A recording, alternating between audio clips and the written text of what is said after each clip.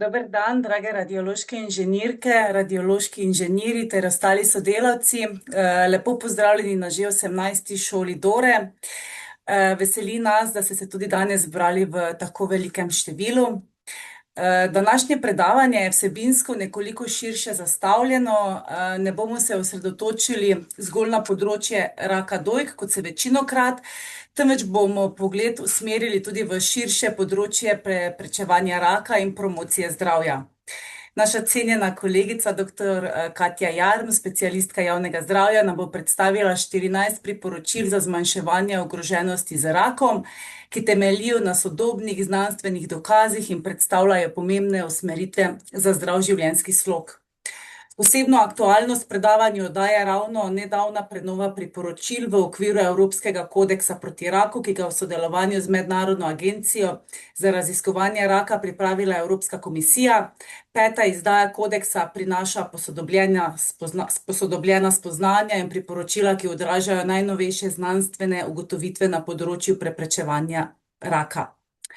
Verjamem, da bomo danes pridobili veliko koristnih informacij in praktičnih usmeritev. Preden pa zares začnemo, vas vse lepo prosim, da izklopite mikrofone, nekateri ste to že storili, in seveda se vpišete v pogovorno okno. Tudi vidim, da že sporočila prihajajo, tako da super, s tem bomo potem lahko tudi zabeležili v našo metriko izobraževanj, da ste se udeležili tega dela. Jaz vam danes želim veliko užitkov ob poslušanju dr. Katje Jarm, sedaj pa predajam besedo. Izvoli. Živjo vsem skupaj, hvala Tanja za tole lepo napoved.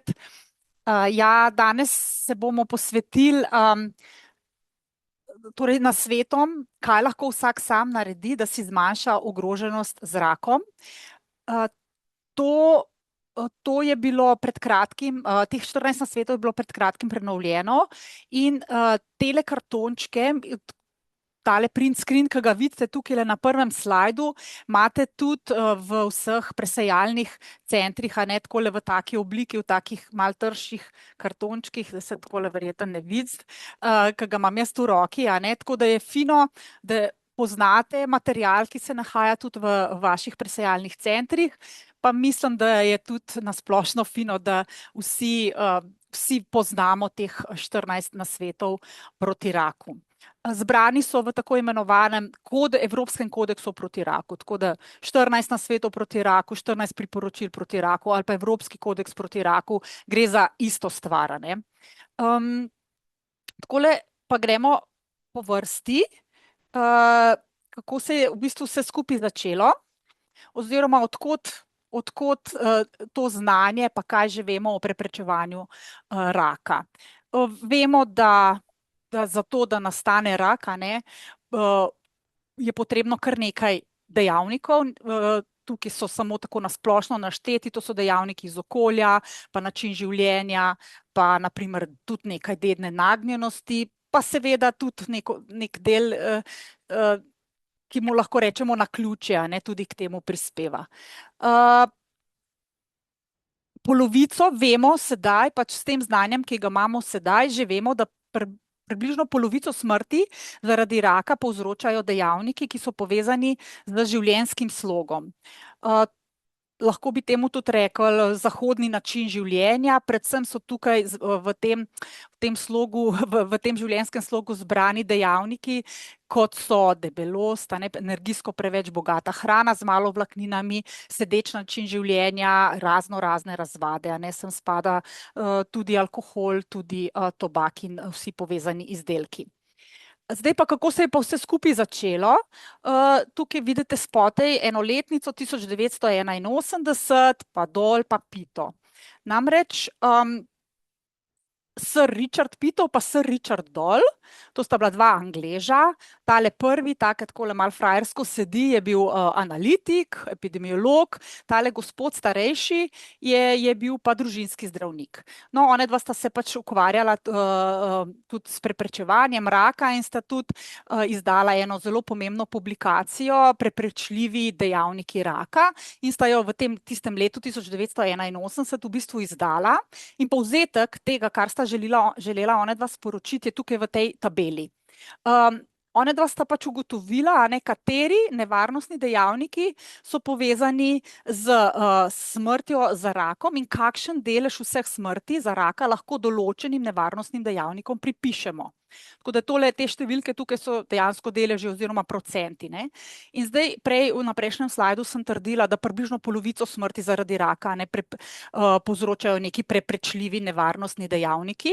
In zdaj si poglejmo, ne, v tej tabelci, če še štejemo tole skupaj, prehrana in telesna dejavnost 30, kajenje 16, pa če gremo še tukaj le spodaj do alkohola 3, a ne, če zdaj to vse skupaj seštejemo, pridemo na teh 50% oziroma na to polovico deleža vseh smrti zaradi rakom, ki so pač povezani s temi nevarnostnimi dejavniki, na katere pa lahko seveda z nekim lastnim vedenjem sami vplivamo. Vsak posameznik lahko sam vpliva. To je bilo leta 1981. Naj povem, da potem čez 40 let, a ne, skoraj, je bila tudi v tej zelo znani reviji Lancet objavljena potem še ena podobna študija, na isti način nekako so preverili, kateri dejavniki kakšen delež nevarnostnih dejavnikov, ki jih lahko preprečimo, je povezan z bremenom raka, in dejansko to breme raka pripisljivo tem preprečljivim nevarnostnim dejavnikom je bilo dejansko po teh 40 letih ocenjeno in ocenjeno z enakim deležem, skoraj enakim deležem kot takrat, ko sta ga že te dva gospoda Dol pa Pito podala. Torej skoraj polovico smrti zaradi raka na svetu povezani s preprečljivimi nevarnostnimi dejavniki, največ temu prispevajo vedenjski, potem okoljski, poklicni, metabolni. In torej jih je možno preprečiti. In to je v bistvu nekako dobra novica. Jaz vedno, ko predavam o nevarnostnih dejavnikih raka, neki splošni populaciji, tudi rečem, ja, moje sporočilo je pozitivno, ne, polovico smrti zaradi raka lahko dejansko preprečimo. Na teli tukaj sem pa zbrala na teli lestvici dejansko tele najbolj pogoste preprečljive dejavnike, kajti največ k smrti zaradi raka prispevajo ravno kajenje, alkohol in visok indeks telesne mase. In ravno ta tretji, visok indeks telesne mase, je v bistvu najbolj zaskrbljujoč, ker je bilo v zadnjih 10 letih največ prirasta smrti zaradi raka ravno zaradi te prekomerne telesne teže. Tukaj bi vam še povedala, da Mednarodna agencija za raziskave raka, ki je del Svetovne zdravstvene organizacije, ima dejansko eno tako zbirko, izdaja monografije, kjer nevarnostne dejavnike, te rakotvorne dejavnike razvršča v skupine. Skupina 1, 2A, 2B in skupina 3. In torej na podlagi raziskav, študij, oni vsak dejavnik preučijo in ga potem razvrstijo v eno izmed teh skupin. V skupino 1 torej spadajo tisti rakotvorni dejavniki, za katere že obstaja dovolj dokazov, a ne, da vemo, da so res rakotvorni za človeka. Potem v skupino 2A pa v 2B razvrščamo tiste, ki so verjetno oziroma možno, a ne, karcerogeni za človeka. V skupino 3 pa dejavnike, ki še niso klasificirani in se v bistvu še preučujejo. In dejansko vse te dejavniki se ko se pojavi neka nova raziskava, nek nov dokaz, se dejansko zopet znanstveniki zberejo, zopet preučijo te dokaze in potem mogoče tudi rekvalificirajo te določene nevarnostne dejavnike. Tako da na primer na spletni strani IARC, to je ta Mednarodna agencija za raziskave raka, tu dobite te podatke.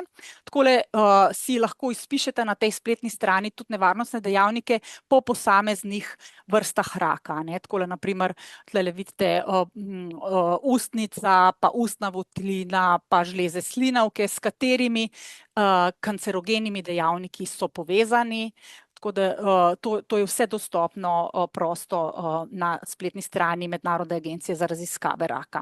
Jaz sem potem si malo pogledala tele tabelce in sem naredila nek tak kratek povzetek, a ne, katere določene lokacije raka, tudi najbolj pogoste, so povezane z določenimi rakotvornimi dejavniki, za katere že imamo torej zadostne dokaze, da so rakotvorni za človeka, torej spadajo v tisto prvo skupino, ne. Tukaj si lahko malo pogledate. Zdaj pri dojki, a ne, sem naštela tukaj alkoholne pijače, dietilstilbestrol, to je en hormon, ki se ne uporablja več, je pa bil dokazan, da je zelo rad povzroča raka dojk, se je pa včasih uporabljal za dejansko zdravljenje pri ženskah, ki so imele več ponavljajočih splavov, potem estrogeni, progesteron, pa sevanje, ne? To so vsi dejavniki iz prve skupine. Kot vidite tukaj pri pljučah, naprimer, sem dala eno tako puščico. Zakaj? Zato, ker ni bilo tle dosti prostora, ne, koliko enih dejavnikov, tle so vam pokazali na desni strani, je dejansko povezanih s pljučnim rakom. Seveda na prvem mestu, a ne, uporaba tobaka in povezanih izdelkov.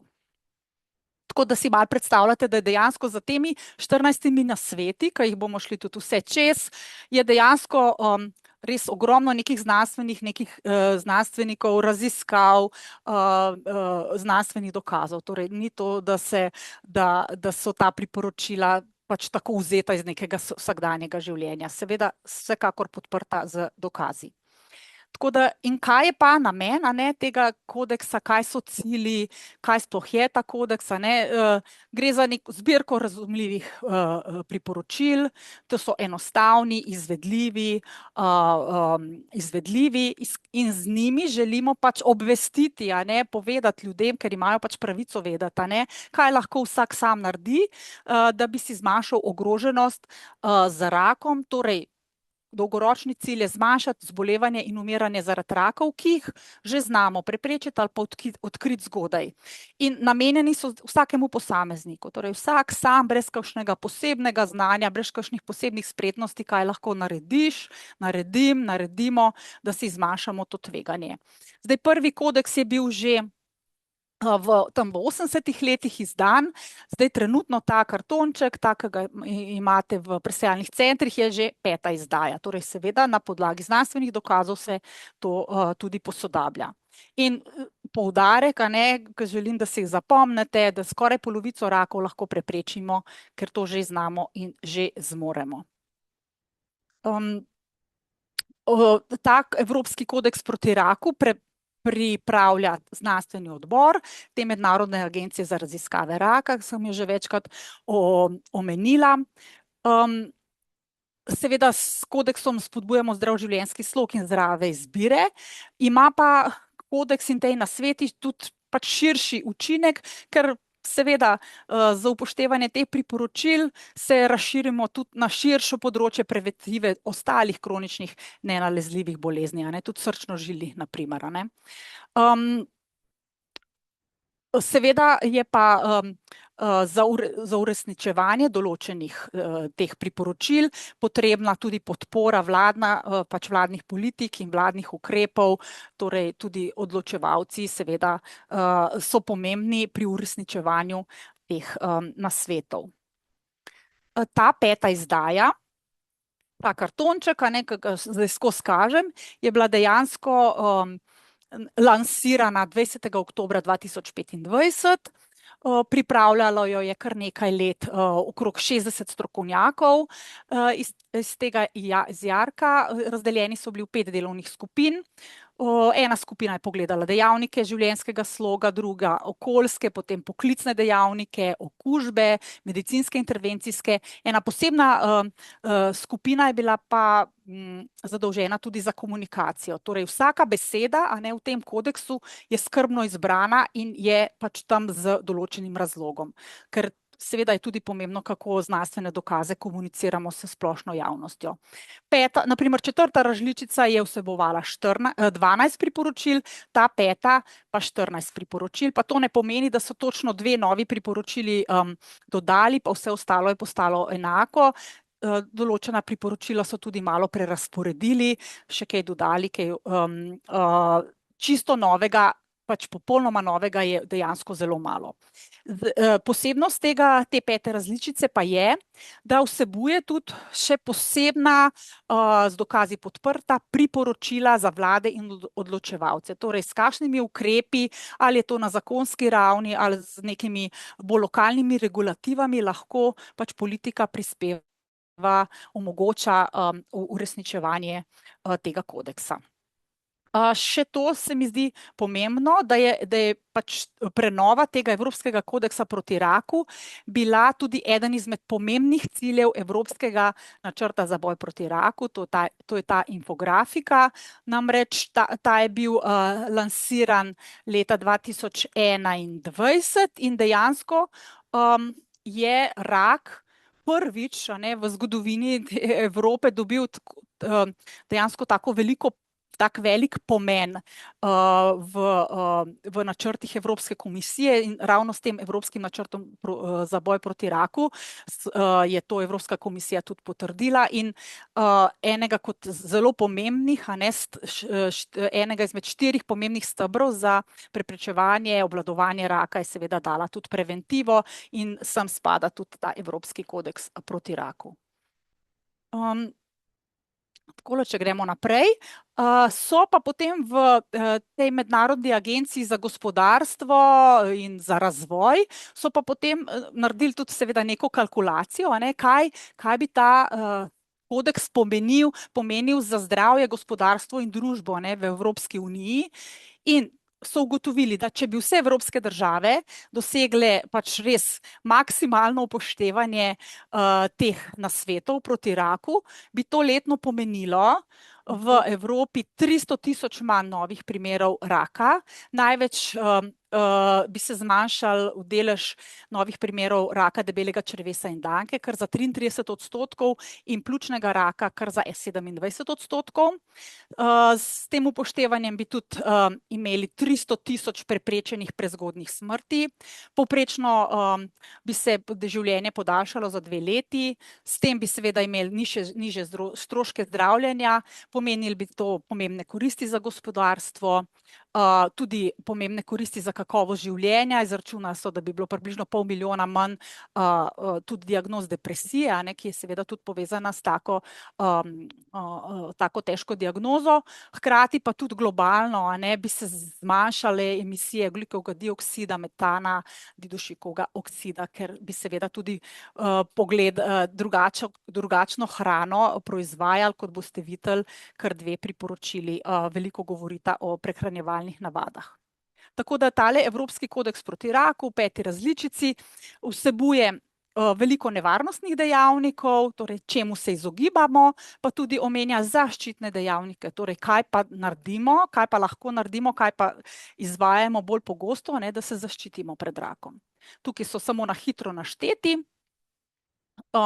Tukaj vidite še ta kartonček, ki ga imate tudi vsi na voljo, je seveda tudi vse v spletni obliki na voljo na spletnih straneh. In še enkrat ta poudarek, čim večkrat moramo povedati, da dejansko z lastnim ukrepanjem lahko skoraj polovico rakov preprečimo. In če gremo zdaj po posameznih priporočilih, pri nekaterih se bomo ustavili malo bolj, pri katerih malo manj. Prve 2, prvo in drugo priporočilo sta povezana z kajenjem, torej z uporabo tobačnih izdelkov v kakršnikoli obliki in za uporabo tudi vejpanja. Torej prvo priporočilo, ne kadite, če kadite, bi morali nehati in to velja za vse, za pač tobačne izdelke v katerikoli obliki, dodali so pa še vejpanje. Naprimer v prejšnji različici, 4. različica tega kodeksa, seveda vejpanja še ni imela noter, sedaj pa že tudi to priporoča. Drugo priporočilo pa govori v bistvu o pasivnem izpostavljanju tobačnemu dimu, in s tem, da ohranjamo svoj dom in tudi avtomobil brez tobačnega dima. Tlele, naprimer, lahko povem tako en konkreten primer, kaj lahko nacionalna politika naredi, da se zmanjša tobačni izpostavljenost, pasivna izpostavljenost tobačnemu dimu v avtomobilu. Namreč v Sloveniji imamo nedolgo zakon, ki dejansko preprečuje kajenje v avtomobilu ob prisotnosti mladoletne osebe. To je ena izmed taka učinkovita vladna politika, ki gre nasproti tega Evropskega kodeksa. Tukaj vam še prikazujem graf, ki predstavlja pojavnost pljučnega raka pri moških in pri ženskah. Moški so v modri barvi, ženske so v rdeči barvi in tukaj vidite eno tako dolgo obdobje, dobrih 60 let, kaj se je z pojavnostjo pljučnega raka dogajalo skozi zgodovino. Narisala bom tukaj le še eno črto. Tam nekje do 90-ih let, je bil pač pljučni rak, rečemo rak moških, veliko več ga je bilo pri njih in tudi bolj naraščal je. Pri ženskah ga je bilo veliko manj, naraščanje se je sicer videlo, ampak je bilo zelo počasno. Potem pa je prišlo do preobrata, po 90-ih letih pa, kot vidite, sta se pa te krivulji dejansko zamenjali vloge, Pri moških dejansko stagnira ali celo upada. Pri ženskah je pa ta trend enak kot pred 40-30 leti pri moških. Tako da te krivulji se približujeta, vedno več pljučnega raka je pri ženskah in mogoče bodo ženske celo prehitele moške pri pojavnosti raka. Zakaj to prikazujem? To je pač en rak, ki je zelo tesno povezan z nevarnostnim dejavnikom, torej za uporabo tobaka v kakršnikoli obliki. In če gledamo, to je tudi rak, ki zelo dolgo raste, 30-40 let, da se razvije. In včasih, ko je približno polovica prebivalstva kadila, torej tam v 50-ih letih pa še prej, so bili to večinoma moški in oni so potem pač čez 20, 30, 40 let zbolevali. Potem pa tam nekje v 90-ih letih, so se tudi družbene zakonitosti malo spremenile, vedeli smo več o tobaku, moški so začeli opuščati kajenje, tiste, ki so pa več kadile, so bili pa dejansko ženske. To je seveda povezano tudi z vlogo ženske v družbi, emancipacija, razvite države in tako naprej. In dejansko zdaj zbolevajo tiste ženske, ki so tam v 70-ih letih začele kaditi, 70-ih, 80-ih letih, to so tiste ženske, ki zdaj pa zbolevajo. In zdaj pa ne kadi tudi prevalenca kajenja ni več tako visoka, ne polovica prebivalstva, ampak približno tam vsak 4. prebivalec Slovenije kadi. In tisti, torej iz teh 50, da smo prišli tam na 20-25%, smo pač prišli večinoma na račun moških in to se vidi tudi tukaj v pojavnosti pljučnega raka. Vemo tudi, da več kot 80% vsega pljučnega raka je povezanih seveda z uporabo tobačnih izdelkov. Zdaj govorimo o pljučnem raku, ampak seveda tobak ni povezan samo z nastankom raka pljuč, ampak tudi drugih rakov, kot so na primer raki ustne votline, glasilk, žrela, želodca, požiralnika, debelega črevesa, rak danke, trebušne slinavke in tako naprej. To pa mislim, da ne rabim poudarjati, mislim, da vsi veste, verjamete, da je pač tobak eden najpomembnejših preprečljivih vzrokov smrti, ne samo zaradi raka, tudi zaradi drugih bolezni. Še eno lestvico vam prikazujem, to je neka lestvica, kako so države v Evropi rangirane glede na politike, ki spodbujajo opuščanje kajenja. Slovenija je tukaj obkrožena, mi smo iz 8. mesta padli na 17. mesto pri točkovanju teh ukrepov za preprečevanje kajenja, pa nekako upoštevajo na primer ceno tobačnih izdelkov, potem izpostavljenost, nekajenje v zaprtih prostorih, tudi v odprtih prostorih, prepoved oglaševanja tobačnih izdelkov in tako naprej. Torej, malo smo se poslabšali. Dobro, toliko v prvih 2 priporočilih, potem pa smo pri 3. priporočilu, ki nam nekako svetuje, kaj lahko naredimo, da preprečujemo oziroma obvladujemo čezmerno telesno maso in debelost. To besedno piše v tem kodeksu, da omejimo živila, ki imajo veliko kalorij, sladkorja, maščob, soli, da omejimo pijače, ki imajo veliko vsebnost sladkorja in da pijemo predvsem vodo in nesladkane pijače in da tudi omejimo uživanje močno predelanih živil. Bomo šli počasi skozi te trditve. Namreč, zakaj je ta čezmerna telesna masa oziroma debelost tako pomembna? Povezana je z vsaj 13 vrstami raka, ne? Rak debelega črevesa in danke, tudi z rakom dojk, rak trebušne slinavke, rak jeter in tako naprej. In zelo pomembno je, ne, tudi tole dejstvo, ne, da če ima človek že kot otrok ali pa mladostnik čezmerno telesno maso, in če je to dlje časa traja, ima tudi potem kasneje v odraslosti večjo možnost, da bo zbolel z nekaterimi vrstami raka. Največ, kjer grešimo, ko pridobivamo čezmerno telesno maso, je predvsem pri količini zaužite hrane in pijače. Torej, naš prehranski vnos je ponavadi prevelik. In ogroženost z rakom pa si lahko zmanjšamo s to kombinacijo, torej da zmanjšamo preveliko telesno težo, ohranjamo zdravo telesno težo in zdravo prehrano, temu pa seveda potem še dodamo telesno dejavnost. Tukaj nekaj številk, kako obseg pasu vpliva na zdravje. Tle si lahko pogledate indeks telesne mase, glede na to, kako velik je, ali smo s tem zdravstveno ogroženi ali nismo. Torej, neka normalen indeks telesne mase je tam med 20 in 25, pa tudi obseg pasu je pomemben, pri kakšnem obsegu ta obseg ogroža zdravje. Tudi tukaj vidite, pri ženskah 80 oziroma 88 cm, pri moških prav 94 oziroma 102 cm. Še zakaj je ta prekomerna telesna teža, debelost tako zelo razširjena in zakaj še narašča? Predvidevamo, da bo kmalu lahko celo prehitela kajenje kot glavni vzrok za raka. Namreč živimo v tako imenovanem obesogenem okolju. Ne moremo se čist temu izogniti. Izdelki, ki povzročajo, ki so največkrat vzrok te prekomerne telesne mase, ki so bili tam prej našteti, so nam dejansko zelo pogosto in zelo lahko na voljo. Torej, taka hrana se zelo dobro trži, cenovno je ugodna.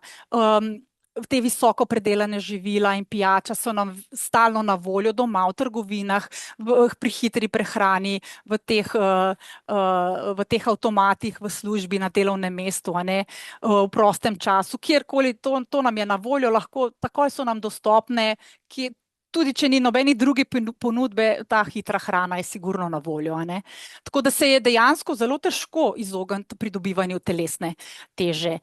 Trije glavni mehanizmi, kako pa prekomerna telesna maščoba povzroča raka, pa so to, da pač maščobne celice povečajo proizvodnjo hormonov, pa povečana je tudi proizvodnja insulina in povečano je vnetje zaradi teh hormonov, ki jih proizvajajo maščobne celice. Ne bomo šli tukaj v podrobnosti. Drugi dejavniki, ki pa lahko še tudi seveda prispevajo k pridobivanju telesne teže, so pa tudi psihološki, socialni, kulturni dejavniki. Malo pomislimo, kako mi vse pozitivne, pa tudi negativne dogodke praznujemo, z veliko hrane in pijače, pa tudi pomislimo, s kakšno hrano in s kakšno pijačo ponavadi praznujemo. In to je kot nekako v našem kulturnem okolju to kot nekakšen pogoj, torej moraš na tak način praznovati. Medtem ko pa tudi še drugi dejavniki lahko vplivajo na povečano telesno maso preko energijskega neravnovesja, kot naprimer pač neka genska predispozicija, tudi slab spanec, invalidnost in seveda tudi določena zdravila. Tako da poleg vse te prehrane, ki smo jo omenili, tudi redna telesna dejavnost nas ščiti pred pridobivanjem telesne mase. Živila, ki so bila prej omenjena z visoko vsebnostjo kalorij, sladkorja, maščob in soli, so tukaj na slikicah prikazana. Zdaj ne pomeni, da mi da ne smemo tega jesti, piše omejimo. To samo pomeni, da jih pač moramo uživati redkeje, pa v manjših količinah. Torej, čim manj, zbirajmo manjše porcije, preverjajmo podatke na deklaracijah. Enako, kar se tiče pijač. Potem pa tukaj je pa tudi naštetih nekaj tako imenovanih ultrapredelanih živil ali pa močno ultraprocesirana hrana, se tudi to imenuje. To je tudi nekaj novega, kar je sedaj v Evropskem kodeksu, prej to ni bilo na tak način omenjeno. Torej tudi take vrste hrano naj bi omejili. Zopet ne piše tukaj prepovedano uživanje, ampak zopet pač v nekih zmernih, manjših količinah in redkeje. Kaj pa so to sploh ultrapredelana živila? To so dejansko živila, ki so pripravljena za uživanje takoj in so izdelana z več industrijskimi postopki, imajo veliko dodatkov za boljši videz, za boljši okus, za boljšo obstojnost, sladila, barvila in druge snovi. Torej, dodane so neko snovi, ki jih doma pri domači pripravi hrane ne uporabljamo, torej jih nimamo v domači kuhinji. Velikokrat so to tudi živila, ki jih samo pogrejemo ali pa sem dodamo vodo in so potem že pripravljena za uživanje. Naprimer, to je vse predelano meso, tudi te predelane žitarice za zajtrk, jogurti z okusi, in seveda vsaka instant hrana, umetno sladkane pijače in vse te vnaprej pripravljene jedi, ki jih samo pogrejemo in jih že lahko uživamo. Torej, doma pripravljena hrana je tista, ki bi jo mogli večkrat izbrati. Četrti nasvet je popolnoma enak, kot je bil že v četrti različici Evropskega kodeksa. Govorimo o telesni dejavnosti, tukaj so stvari nedvoumne, vsak dan bodimo telesno dejavni in tudi omejimo čas, ki ga preživimo sede.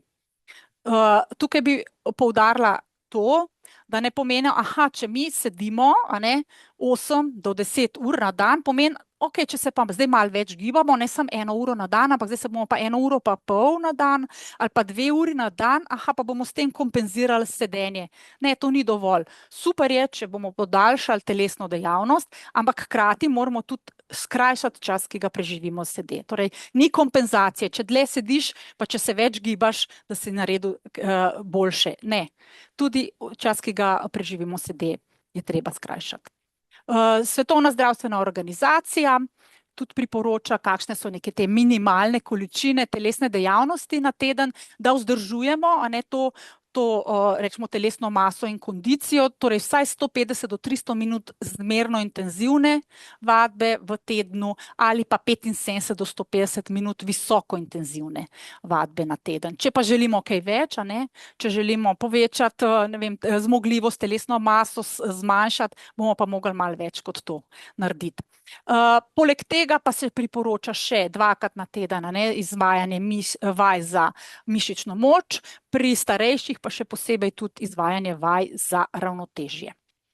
Te smernice, te WHO smernice so prevedene tudi v slovenščino in na NIJZ strani tudi dostopne.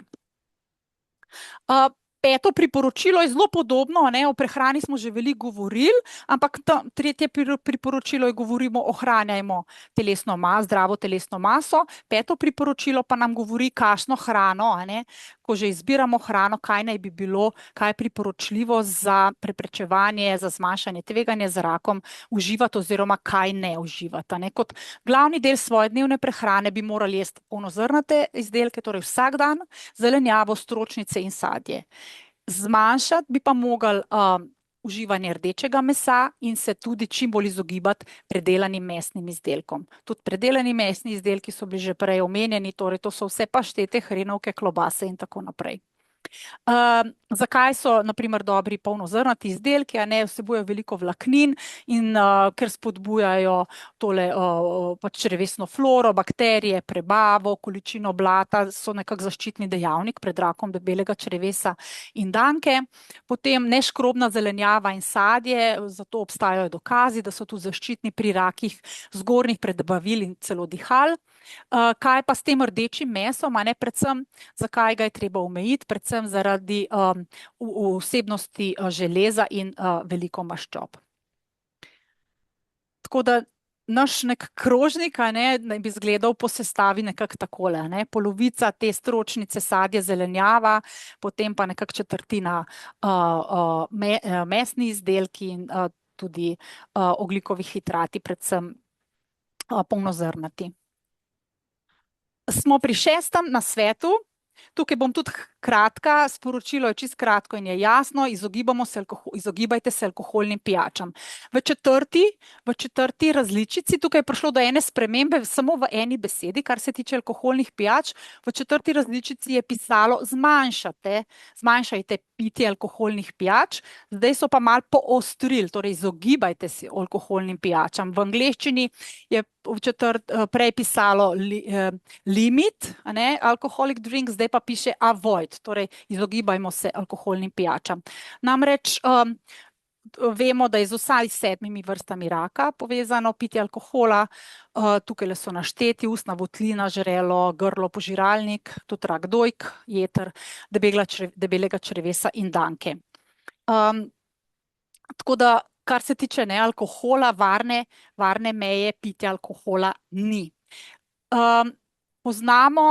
Vemo, da naprimer približno 1 od 10 vseh rakov, ki so povezani s pitjem alkohola,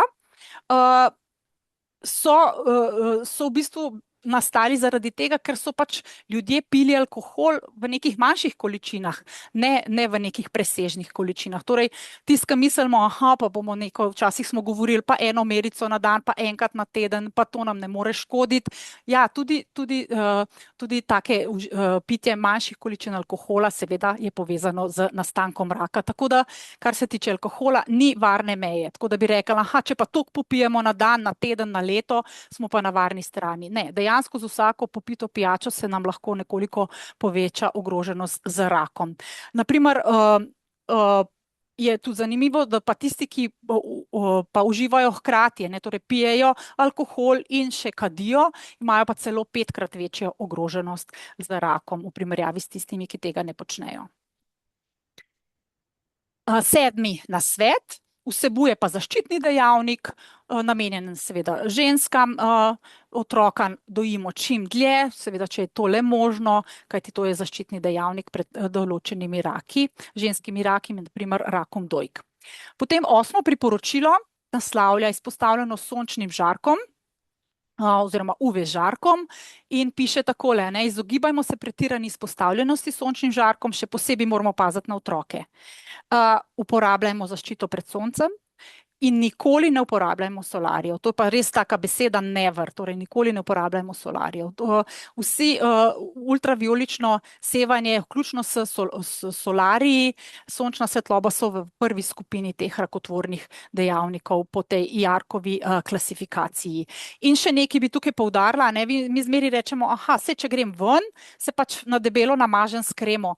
Ne, vedno so prvo bolj konzervativni dejavniki, torej najprej se probamo izogibati izpostavljenosti, torej da sploh ne gremo na sonce, če to ni nujno potrebno. Drugo je potem, da se zaščitimo, tako da se oblečemo, pokrijemo dolge rokave, sončna očala. Potem šele na 3. stopnji, če vse to ni možno, se zaščitimo z nekimi zaščitnimi sredstvi. Zveza slovenskih društev za boj proti raku je izdala tudi en tak kartonček, ki je lahko zelo v pomoč, in sicer o kožnem raku, o kožnem melanomu, kaj lahko naredimo, kateri so sumljivi znaki po tej A, B, C, D, E mnemotehniki, kaj naredimo, če odkrijemo kakšno tako sumljivo spremembo po tej A, B, C, D, E tehniki, seveda takoj gremo k zdravniku, pa da se moramo tudi redno pregledovati kožo. Potem pa kako se zaščitimo, da nismo izpostavljeni med 10. in 17. uro, da spremljamo tudi UV indeks, in če je večji kot 3, se moramo zaščititi, tako kot sem prej rekla, najprej z dolgimi rokavi, z dolgimi hlačnicami, pokrivali, sončnimi očali. Solarija nikoli ne uporabljajmo, če pa se zaščitimo s kremami, pa naj bodo te res visokega faktorja in jih moramo uporabiti v zadostni količini. Tukaj je zopet recept, koliko kreme naj bi nanesli, naprimer za obraz in za vrat, moramo uporabiti vsaj 2 prsta kreme. To pomeni, ne, kremo takole nanosimo na en in na drug prst po dolžini in s tem se namažemo samo po obrazu pa po vratu, ne po celem telesu, ne. Pa potem en prst ali pa ena čajna žlička, ne, za obe nogi, pa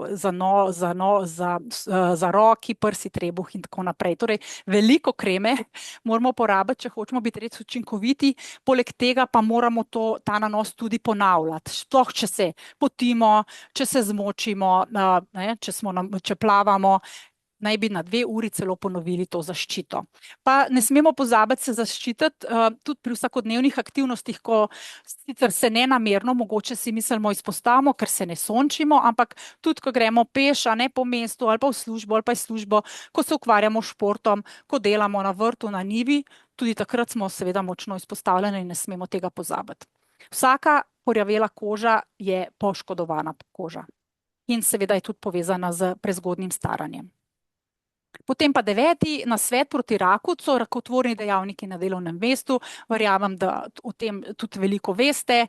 O teh dejavnikih je dobro, da se seznanimo in tudi delodajalec je dejansko ima tukaj obveze do nas in mi lahko od njega zahtevamo, da nas zaščiti pred njimi. Mi sami pa moramo ta navodila za varnost in zdravje pri delu dosledno upoštevati. Potem pa 10. priporočilo je pa radon v zaprtih prostorih. Radon je en tak radioaktiven element, ki dejansko iz zemeljskega površja prihaja, torej iz zemeljske skorje je prisoten v naši okolici non-stop, torej neko naravno sevanje ozadja, vendar je lahko povezan tudi z določenimi oblikami raka in če zmoremo tudi to izpostavljenost zmanjšati, jo pa zmanjšajmo. Namreč lahko poiščemo strokovno pomoč, zmerimo si raven radona v svojem domu in jo tudi po potrebi znižamo. Namreč Zavod pri varstvu pri delu, pa mislim, da tudi ta agencija za sevanje, da izposojajo merilnike te izpostavljenosti, torej koncentracije izpostavljenosti radona. Te merilnike si namestite doma, ne vem, v spalnico, v dnevno sobo, kjer pa želite izmeriti in potem po določenem času dobite rezultate te koncentracije. Če je presežena, vam te inštitucije tudi svetujejo, kaj lahko naredite za zmanjšanje. Drugače pa najbolj enostavno zmanjšanje te koncentracije je seveda zračenje prostorov. Tukaj bi še radonski zemljevid pokazala, tako da tudi Slovenija, kolikor smo majhni, pa glede na sestavo vrsto tal v Sloveniji tudi ni enako izpostavljena.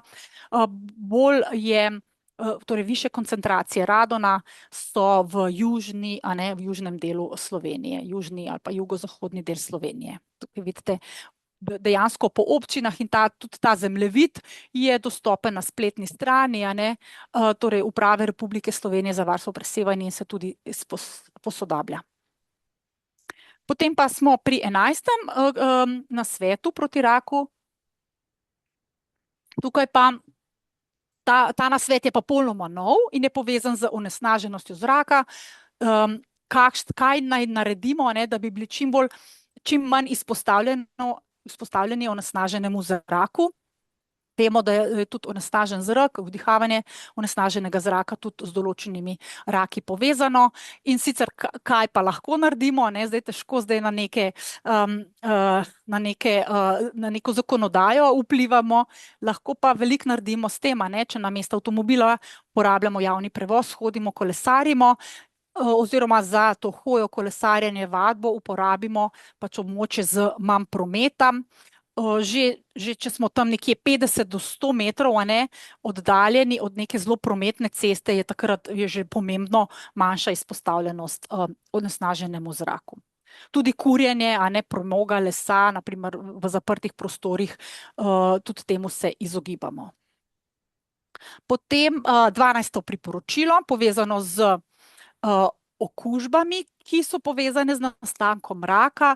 Gotovo poznate hepatitis B, okužbe s HBV-jem, z virusom hepatitisa B in okužbe s človeškim papilomskim virusom so povezane z določenimi vrstami raka in seveda na voljo so v Sloveniji brezplačno za vse za oba spola, za vse, torej za celo populacijo. Tako da dejansko so to cepiva, s katerimi lahko preprečimo tudi raka, ker je pač neizogibno povezana nastanek raka s tako okužbo.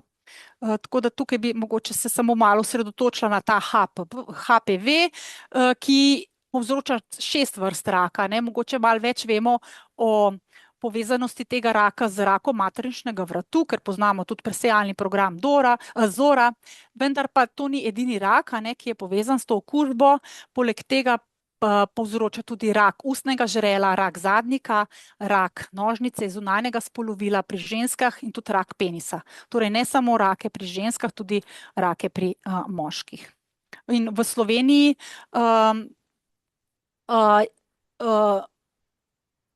imamo na voljo tudi to cepljenje, in če so pač cepljenje se izvaja v 6. razredu, oziroma če so otroci cepljeni tam do 14. leta, so z 2 odmerkoma, po 14. letu so pa potem s 3 odmerki. Mogoče še nekaj o HPV-ju, torej ko smo enkrat okuženi, že s HPV-jem, potem zato ni zdravila, potem zdravimo samo še bolezni, ki so posledica te okužbe, predrakave spremembe oziroma rakave spremembe, da tudi kondom ne nudi popolne zaščite pri okužbi s HPV, in dejansko pač preventivni pregled v okviru programa Zora nas ne zaščiti pred okužbo. Pred okužbo lahko zaščiti samo cepljenje. In tudi moški, ki tudi zbolevajo s HPV povezanimi raki, za te rake nimajo presejalnega programa, tako kot ga imamo ženske. Potem, če pa gremo še na zadnji 2 priporočili. 13. priporočilo je dejansko povezano z jemanjem hormonskega nadomestnega zdravljenja, torej zaradi težav, ki jih imajo ženske v menopavzi. Tudi tako nadomestno zdravljenje je lahko v določeni meri povezano s povečano ogroženostjo z rakom, in v tem nasvetu dejansko se svetuje, da se pač temeljito pred to uporabo pogovorimo z zdravstvenim delavcem in da tudi omejimo to uporabo na čim krajši čas, da to pač ženske ne jemljajo kot v nedogled, ker pač je povezano tudi z določenimi vrstami raka. 14. priporočilo pa vsi poznate in ga tudi izvajate, torej ljudi se tukaj poziva, da sodelujejo v organiziranih presejalnih programih. V Sloveniji je za to zelo dobro poskrbljeno. Imamo organizirane, dobre, kakovostne programe za raka debelega črevesa in danke, za raka dojk, raka materničnega vratu. V teh priporočilih je pa zdaj na novo priporočeno tudi presejanje za pljučnega raka. Kaj je presejanje? Mislim, da vsi veste, torej preiskujemo zdrave ljudi, ki nimajo nobenih znakov, simptomov, da imajo to bolezen, ki jo iščemo, uporabljamo enostavno metodo, in če odkrijemo to bolezen v zgodnji stopnji ali pa celo v predstopnji, jo lahko preprečimo ali pa zelo učinkovito zdravimo. To so pa naši presejalni programi Dora, Svit in Zora. Naj še omenim v prid našim presejalnim programom, da smo zelo uspešna država pri izvajanju presejalnih programov. Po tukaj podatkih OECD poročila tukaj so podatki za leto 2022, v presejanju z raka debelega črevesa in danke je bila Slovenija na 3. mestu z 65% udeležbo, z presejanje v programu Dora, torej presejanje za raka dojk, smo bili na 4. mestu, 76% udeležbo, Zora pa je bila na 2. mestu 74% udeležbo. Ker sem že omenila, da tudi pljučni rak je priporočen kot presejalni program, naj omeni, da seveda v Sloveniji se ukvarjamo intenzivno že tudi s tem. Pljučni rak je namreč drugi najbolj pogost rak pri obeh spolih, pri ženskah in pri moških. Pri ženskah je na 1. mestu rak dojk, pri moških rak prostate. Je tudi najpogostejši vzrok smrti zaradi raka. Seveda glede na to, v kakšnem stadiju ga odkrijemo, je od tega odvisno tudi preživetje.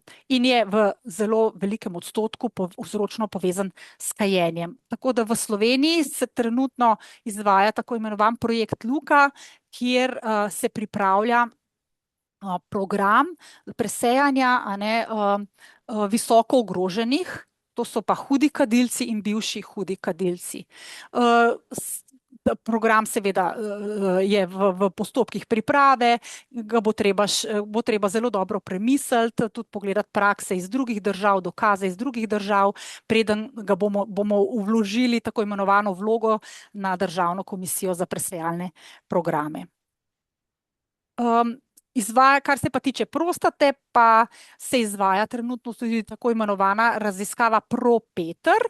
Tisti, ki delate na Onkološkem inštitutu, verjetno ste že videli tukaj sprejemni pult za moške, ki pridejo v to raziskavo, tako kot imamo v Dori, pilotno raziskavo, širitve starostne skupine, tudi za prostato izvajajo neko pilotno raziskavo, kjer morajo povabiti toliko moških, da se jih bo 5000 udeležili tega presejanja in potem bodo lahko na podlagi podatkov načrtovali tudi presejanje za raka prostate v Sloveniji. Tudi spletna stran za raka prostate že obstaja. No, in s tem pa zaključujem, tako in sem na voljo še za kakšno vprašanje, čeprav vem, da sem bila že zelo dolga. Hvala lepa. Najlepša hvala. Res dolga, ampak zelo dosti pomembnih informacij, zanimivih. Vsaj meni je bilo res zelo zanimivo prisluhniti enkrat, da imaš vse skupaj strnjeno in mogoče vsak pri sebi presodi, kaj upošteva bolj, kaj manj, kaj bo, kaj ne bo. Tako da super, res najlepša hvala. Mogoče še kakršnokoli vprašanje z vaše strani, še mogoče katero poglavje malo podrobneje pregledamo, kakšno bolj konkretno vprašanje, kogarkoli izmed vas, naj vam ne bo nerodno. Če ne, mi pa lahko tudi pišejo ali pa me pokličejo, kadarkoli. Saj vsi te poznajo, ne? To Ja, nedvomno, seveda. ne? Ja. Katja, jaz pa bi nekaj vprašala. Super, Špela, ja. Ja. Veste kaj, recimo raven zadnjič smo govorili s kranjskimi ginekologi, ki sem delala v Kranju, glede te nadomestne hormonske terapije, sploh te perimenopauza, menopauza, in so rekli, da v bistvu jih s tem preveč strašimo, da to nima nobene veze z rakom dojk. Ja. Da so zdaj čist drugi hormoni, kot je bilo to nekoč, tako da ne vem. No, takole je, zdaj tale priporočila so bila izdana oktobra 2025 na podlagi vseh znanstvenih dokazov, ki so bili do takrat izdana. In pripravila jih je Mednarodna agencija za raziskave raka. Verjamem, da seveda prihajajo še tudi neki novi dokazi, novi preparati, ampak trenutno so tudi pač estrogenski, progesteronski pripravki, so seveda v teh skupinah, ki so rakotvorne za človeka. Govorimo zelo o majhni ogroženosti, ampak če se ji lahko izognemo, se ji lahko izognemo. Seveda, če ima ženska zelo velike težave in ji to pomaga, nikjer ne piše, da je kontraindicirano ali pa da se ne sme uporabiti, ampak je treba pač seveda z nekim pogovorom, z ginekologom, z nekim uvidom, do kere mere lahko to pomaga, kje pa potem več ne, jemati čim krajši čas, kot je to možno. Vem pa, sem pa že velikokrat slišala tako vprašanje in take pritožbe, tako da tudi nekateri ginekologi seveda se s tem ne strinjajo in se tudi malo ozirajo na neke ameriške smernice. Letos bomo imeli oktobra tudi tako imenovan Rejev seminar, ki bo posvečen samo telim 14 priporočilom proti raku in bomo imeli posebno sekcijo, posebno predavanje, ki bo temu 13. priporočilu z hormonskemu nadomestnemu zdravljenju namenjeno. Tam bomo imeli onkologa, ginekologa in bosta tudi dejansko povedala vse zadržke in prednosti tega. Hvala, Špela, za vprašanje. Hvala. Je mogoče kakšno drugo vprašanje? Ne. Dobro.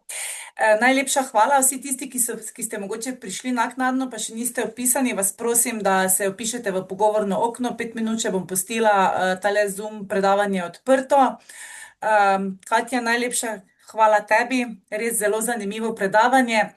Vsi tisti, ki si ga boste želeli podrobneje ogledati ponovno, pa bo v enem izmed naslednjih e-novičk dodano, tako da boste lahko večkrat obudili spomin. Jaz vam želim lep dan, hvala, da ste bili z nami, pa se vidimo torej v jesenskih mesecih na novi šoli Dore. Adijo, lep dan, Dija. Hvala, adijo.